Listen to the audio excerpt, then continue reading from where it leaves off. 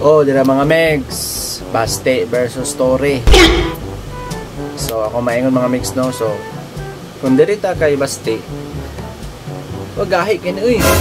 Patanon saktong lawas, saktong barugan. Kusgan pa kini kinumo mga Megs. So murag lagi na abilidad mga Megs no. Baksil lang isgutan, kusgan pa kini. Okay siya si Bastian Baste Duterte. Iyang kontra Torre.